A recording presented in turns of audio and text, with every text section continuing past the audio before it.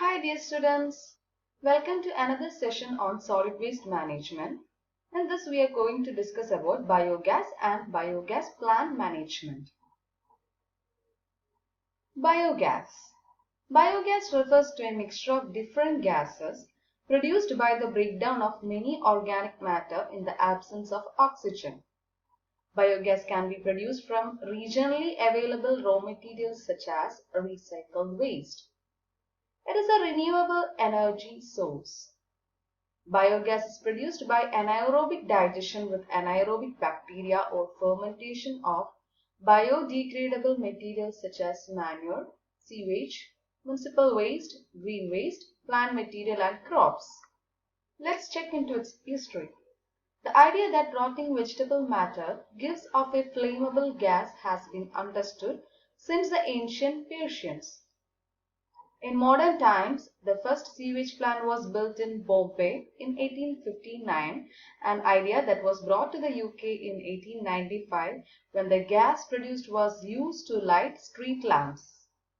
The use of farm manure to generate methane was developed again in Bombay in the 1930s.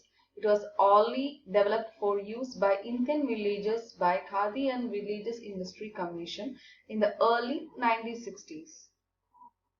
Similarly, China started a program in the 1960s and claimed that 5 million plants had been built by the early 1980s. The design was based on a septic tank. Biogas composition. The methane makes 50 to 75% of the biogas composition and followed by carbon dioxide, that is between 25 to 15%, nitrogen 0 to 10%, hydrogen 1 to 5%, oxygen 0.1 to 2%, water vapor between 0 to 10%, hydrogen sulfide 10 to 30,000 parts per million, and ammonia in the range of 0.01 to 2.5 milligram per liter cubed. Now let's see the typical biogas yield depending upon the feedstock used. When mixed food waste was used, it's between 75 to 200 meter cube per ton.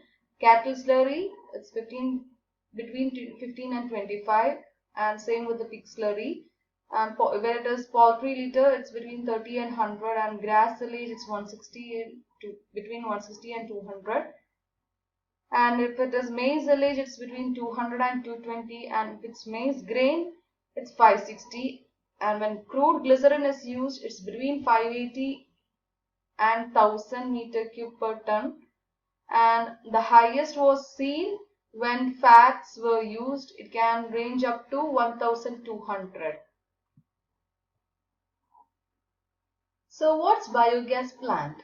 Biogas plant is an airtight container that facilitates the fermentation of material under anaerobic condition. Anaerobic digestion of organic matter produces a mixture of methane and carbon dioxide gas.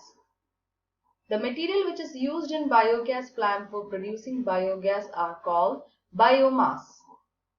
Animal dung, poultry waste, plant waste, human excreta, industrial waste and domestic waste are the various forms of biomass that can be used along with water in the biogas plant. Operational parameters of a biogas plant. The first factor is temperature. Methane forming bacteria works best in temperature range between 35 to 38 degrees Celsius. The gas production decreases sharply below 20 degrees Celsius and it almost stops at 10 degrees Celsius. Solid to moisture ratio in the biomass. If water content is too high, the mean slurry temperature and gas production drops. And if water content is too low, acids accumulate and hinder fermentation process. Next one is the pH value. During methane forming stage, pH value is maintained between 6.5 to 7.5. Carbon to nitrogen ratio. The optimum carbon to nitrogen ratio is 30:1 for maximum microbiological activity. The total solid content in the material is 18 to 20% and the diameter to depth ratio is 0.66:1. Uniform feeding of the biomass should be provided. Mixing or stirring or agitation of the content of the digester is required. Let's see the types of biogas plants. The first one is the fixed dome type of biogas plant, and the second one is this floating gas holder type of biogas plant. The image shows the fixed dome and floating dome biogas plant. Now let's see in detail about the fixed dome type of biogas plant. The raw material used are animal dung, poultry waste, plant waste, human excreta, industrial waste like sawdust, waste from food processing industries, domestic waste like vegetable peels, waste food materials. It can be used along with water. In the fixed dome type, the biogas is produced as a result of anaerobic fermentation of biomass in the presence of water. The construction of fixed dome type biogas plant consists of major 5 sections that include the mixing tank that is present above the ground level, and the inlet chamber in which the mixing tank opens underground into a sloping inlet chamber, and then there is a digester, and there is an outlet chamber, and there is an overflow tank. The fixed dome type biogas plant is a brick and cement structure. It consists of a mixing tank that is present above the ground level, and the mixing tank opens underground into a sloping inlet chamber. The inlet chamber opens from below into the digester, which is a huge tank with a dome-like ceiling. The ceiling of the digester has an outlet with a valve for the supply of biogas. And then the digester opens from below into an outlet chamber, and the outlet chamber opens from the top into a small overflow tank.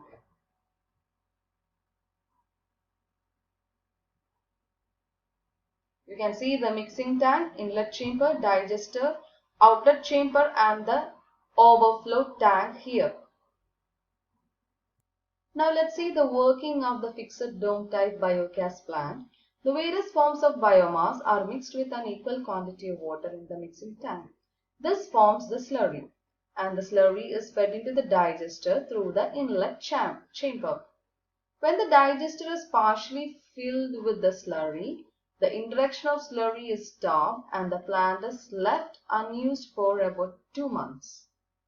During these 2 months, anaerobic bacteria present in the slurry decomposes or ferments the biomass in the presence of water. As a result of anaerobic fermentation, biogas is formed which starts collecting in the dome of the digester. As more and more biogas start collecting, the pressure exerted by the biogas forces the spent slurry into the outlet chamber. From the outlet chamber, the spent slurry overflows into the overflow tank. The spent slurry is manually removed from the overflow tank and used as manure for plants. The gas valve connected to a system of pipelines is opened when a supply of biogas is required. To obtain a continuous supply of biogas, a functioning plant can be fed continuously with the prepared slurry. Advantages of fixed dome type biogas plant. It requires only locally and easily available materials for construction. It's inexpensive and it is easy to construct. The second one is the floating dome type biogas plant. You can see the image here. This also consists of a mixing tank, inlet pipe, digester tank, inlet tank, and there is a partition wall in between, and there is an outlet pipe, overflow tank, the gas holder, and the gas control valve. Now let's see its construction in detail.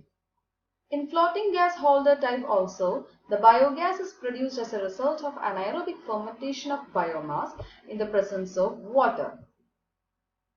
Construction of the floating gas holder type. It consists of a mixing tank that is present above the ground level, the digester tank, which is a deep underground well-like structure that is divided into 2 chambers by a partition wall in between. Beside that, it has 2 long cement pipes. The first one is the inlet pipe that is opening into the inlet chamber for introduction of slurry, and the second one is the outlet pipe opening into the overflow tank for removal of spent slurry. And then there's a gas holder, which is an inverted steel drum resting above the digester.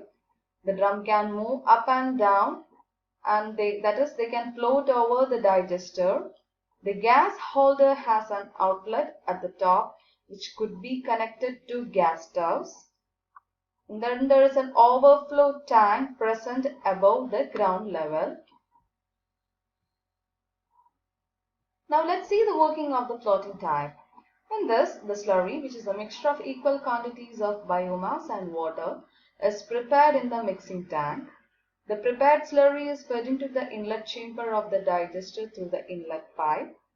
The plant is left unused for about 2 months and introduction of more slurry is stopped.